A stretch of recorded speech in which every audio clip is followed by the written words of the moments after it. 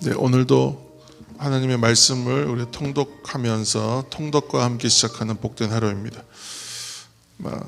오늘은 이제 사사기 19장에서 21장까지의 말씀을 함께 읽으셨습니다.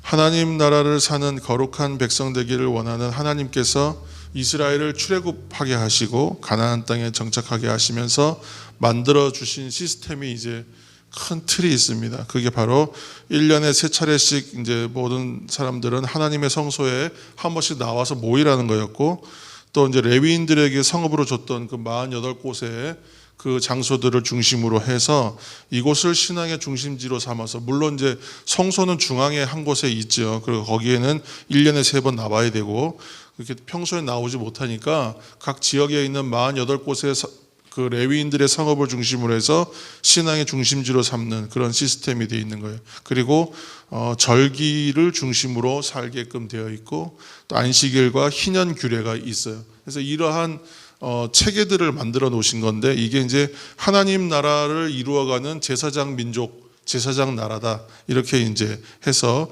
하나의 좀 거대한 신정 국가로서의 이스라엘을 세워가시는 하나님의 계획 가운데 있었던 것인데, 이 하나님의 말씀대로 이루어지는 사회, 하나님의 말씀을 따르는 사회 체계, 그런 백성들의 삶을 원하셨던 거예요. 그래서 이 백성들은 어떻게 살아가야 되느냐? 하나님의 사랑과 용서와 은혜를 받는 민족이다. 그리고 객가 고아와 과부를 돌아보는 이웃사랑이 실천되는 아름다운 사회다. 그래서 이렇게 멋진 나라를 만들고 싶으셨고, 또 다른 민족들 사이에서 평화를 선포하는 아주 멋있는 그런 하나님의 백성들, 거룩한 나라를 세우는 게 하나님의 꿈이셨던 거예요. 그런데 이게 언제 완전히 붕괴되냐 하면, 지금 이제 사사 시대에 이르러서 체계나 시스템이 실질적으로 거의 다 무너집니다.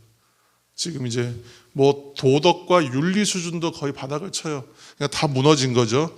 특별히 오늘 읽은 그 19장에서 20장에 나오는 얘기는, 성경이 아무리 성경을 그냥 우리가 읽지만 읽으면서도 참 좀 거슬리고 좀 부담이 될 만큼, 아주 성경에 유례가 없을 만큼 끔찍한 이야기가 나오고 있습니다. 어떤 레위 사람이 친정으로 이제 가버린 첩을 데리러, 지금 이 시작부터 좀 말이 안 되거든요. 그래서 이미 첩을 얻었다, 레위 사람이. 그리고 또 그가 행음하였다. 그래서 행음해서 지금 집 나간 여성을 이제 데리러 가는 그런 이야기잖아요. 그렇게 해서 돌아오는 길에 이제 베냐민 지파 땅인 기브아에서 이제 큰 변을 당합니다. 그래서 이에 또 분노해가지고 레위인이 첩의 시체를 토막을 내서, 이 지금 너무너무 좀 어려운 얘기인데, 이렇게 해서 각 지파에게 보내버려요.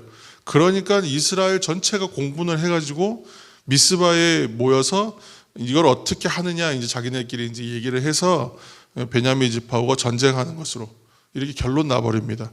베냐민 지파도 이거 거절하고, 잘못된 사람들 보내라 그랬는데 거절하고, 그래서 3차에 걸친 전투가 벌어지고, 이스라엘 동맹 40만 명 대 베냐민 지파 기브아 사람까지 총해서 26,700명하고 싸워가지고 2차례 패하고, 3번째에야 베냐민 지파를 이기면서 25,100명 이상이 죽는 대참사가 일어나는 거예요. 당시에 이스라엘은 누가 이렇게 길에 유숙하려고 하는 나그네가 있으면 나그네를 집으로 이제 초청해서 대접하는 걸 굉장히 의미 있게 생각하는, 그랬습니다. 그래서 지금 이제 이 레위 사람이 다른 이제 이방 성읍이 아니라 자신들의 동족이 있는 성읍에 가서 유숙하겠다고 종에게 얘기하잖아요. 그거 왜 그러냐면, 그게 하나의 전통이고 풍습이고 사회적 분위기였기 때문에 그래요. 그런데 이게 다 무너져 있어요, 이미.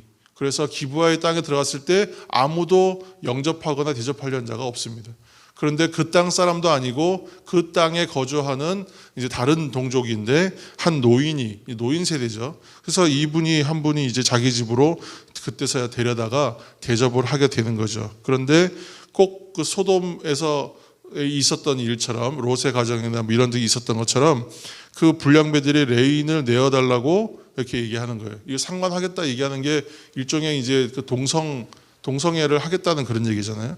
근데 이런 거는 범죄이기 때문에 그럴 수 없다 해서, 또 이것도 잘못됐지만 여인들을 내줍니다. 그래서 여인들을 능욕하고 두 여인이 죽는 거예요. 사실은 이 행간을 잘 읽어보시면 그 집 딸과 첩이 다 죽은 거예요, 결국.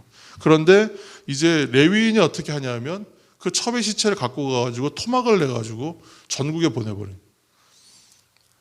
그러니까 지금 미스바에 이제 백성들이 40만 명이 모입니다. 공분해서. 근데 미스바는 전통적으로 뭐 하는 곳이냐면 나라의 중대사가 있을 때 다 모여서 금식하면서 기도하는 장소예요. 하나님의 뜻을 묻는 장소예요.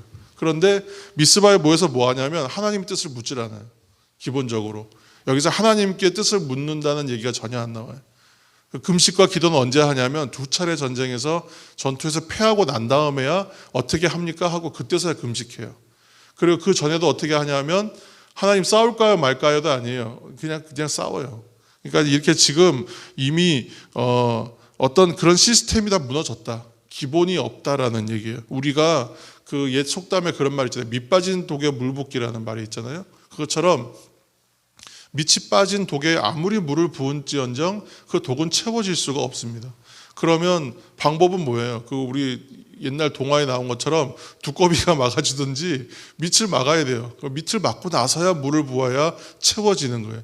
근데 그 밑 빠진 독을 밑을 기본적인 걸 채우지 않고 물을 아무리 부은들 채워지지 않는 것처럼 지금 이스라엘은 기본과 본질을 이미 상실했기 때문에 그래서 기본이나 본질로 돌아가서 거기에서부터 문제 해결을 하려고 하지 않고 지금 눈에 보이고 당한 일들에 대하여 분노할 줄만 아는 겁니다. 그래서 당한 일도 매우 이해할 수 없는 심각한 범죄이지만 그 일에 대한 대응도 매우 심각한 범죄의 행위와 동일하게 아주 좋지 않은 방법으로 같이 응대하고 있는 것이죠. 그러니까 하나님의 사람들이 문제 해결의 본질을 깨닫지 못해요. 근본적인 문제가 있을 때에 하나님께 여쭙고 그리고 나서 전쟁을 해야 하는지 말아야 하는지 평화를 선포하고 어떻게 해야 되는 건지를 하지 않고 바로 전쟁하고 전쟁에서 이길 수 있냐 없냐 지금 싸우니까 이길 수 있도록 하는 것 그것만 관심이 있는 것입니다. 그래서 오늘 이스라엘이 다 모여 있지만 하나님의 백성이 그렇게 많이 모여 있지만 이곳은 그냥 사육과 보복만 있는 장소다. 그렇게 나오는 것이죠.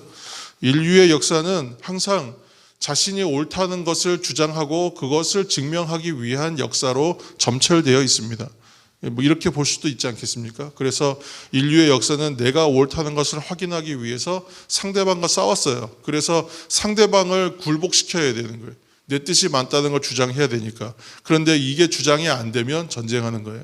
그래서 내가 옳다 그리고 내가 옳은데 나와 반대되는 사람은 악한 세력이다. 이렇게 해서 대적하는 관계로 전쟁하면서 지금까지 이루어진 것이 오늘날 세계 역사라는 거예요. 이렇게 누가 어떤 역사가 보시더라고요. 그것처럼 내가 옳기 때문에 옳지 못한 것은 악으로 여겨서 응징해야 된다. 이러한 역사의 점철이라고 말하는 겁니다. 근데 이것을 뒤집는 것이 역사상 처음 일어난 일이 뭐냐면 바로 예수 그리스도의 십자가예요. 지금까지 내가 옳은 것을 주장하기 위해서는 상대를 굴복시키거나 설득하거나 어차피 협상하거나 그래야 되는 거예요. 그런데 이러한 방식과 정반대의 방법을 취한 것이 바로 그리스도의 십자가. 그래서 하나님의 역사는 뒤집는 역사라고 말씀드리는 거예요. 그래서 예수 그리스도의 십자가는 그 자체로 자기가 와서 죽어요. 자기가 와서 죽어서 그것을 극복합니다. 그리고 그래서 이것이 바로 어둠밖에 없는 세상의 빛이었고 소망이 없는 세대를 향하여 소망이 되고 생명이 되는 일이었다고 우리는 역사적으로도 평가할 수 있다는 거예요. 세상은 미련하다고 얘기하고 거리끼는 것이라고 말하지만 그러나 이것이 바로 십자가가 능력이고 참된 진리가 되는 것입니다.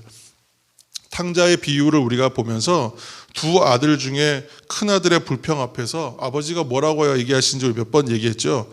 그때 아들이 돌아오는 것이 어떤 일이냐면 기쁜 일이었다는 거예요. 기쁜 일이었다. 큰 아들이나 세상 사람들이 보았을 때는 둘째 아들이 돌아온 거는 허랑방탕한 인간 말종과 같은 아들이 돌아온 것이 뭐 기쁜 일인가. 저 혼나고 아주 두들겨 맞아야 되는 일이지 라고 생각할 텐데 아버지 입장에서는 재산상의 손해와 그 이전에 했던 모든 일들은요 아무 의미가 없어요. 중요한 건 뭐냐면 아들이 돌아왔다. 내 아들이 돌아와서 내 품에 다시 돌아왔다. 이것은 돈이나 다른 기타 물질과는 비교할 수 없는 기쁨이다 라고 얘기하는 거예요. 이것이 참된 기쁨이라고 얘기하는 게 성경의 메시지거든요. 세상에서는 이렇게 말하지 않아요. 그죠? 틀렸다라고 해요. 잘못됐다. 그 아들 벌 줘야 되는 거예요. 큰 아들의 자리에서 돌아온 아들을 보면요, 틀렸어요. 잘못됐어요. 분노해야 되는 일이고 칼에는 칼로 응징해야 된다. 오늘 성경은 백성들은 뭐 하고 있냐면 칼에는 칼로, 못된 짓은 못된 짓으로 응징해야 된다고 얘기하는 것이 오늘의 사사기에 지금 드러나고 있는 이야기입니다. 우리는 악에게 지지 말고 선으로 악을 이기라 하는 존재로 부름받았습니다. 물론 매우 심각하고 우리에게 큰 위협이 되는 엄청난 일을 당했을 때 이 일을 우리가 어떻게 감당해야 될지 솔직히 자신 없는 부분이 우리가 있을 것입니다. 그러나 우리는 그렇게 부름받은 존재라는 거예요. 그래서 이 일을 위해서 매일의 경건과 예배와 그런 실력을 쌓는 시간이라고 말했잖아요. 기초 체력이고 어떻게 보면 기본적인 체력이고 내 체질을 바꾸는 문제고 내가 본질을 추구하는 이유는 이러한 일들을 감당하기 위한 능력들을 우리가 쌓는 것이죠. 그래서 늘 기도하면서 하나님, 나는 이러한 상황에서 어떻게 해야 되겠습니까? 하나님, 나를 인도하여 주옵소서 기도하는 이유는 하나님께서 말씀하신다면 나는 순종하겠다라고 하는 믿음의 훈련을 하고 있는 시간인 것입니다. 비록 고통스럽고 피눈물 나는 상황들을 우리는 만나지 않으면 좋겠지만 그런 상황을 만날 수도 있습니다. 그때의 우리의 마음은 내가 하나님의 자녀이고 성도이기 때문에 이 사실 하나만으로 비록 어렵지만 비록 너무나 지금 아프고 힘들지만 그러나 내가 기뻐하는 인생이다. 기쁜 인생이다. 그렇게 믿음의 고백을 드릴 수 있는 우리들이 되었으면 좋겠습니다. 이 자리까지 우리가 함께 의지가 되고 함께 격려가 되면서 함께 나아갈 수 있는 우리 사랑담은 성도들이 다 되시기를 이 새벽 예수님의 이름으로 축복합니다. 기도하겠습니다.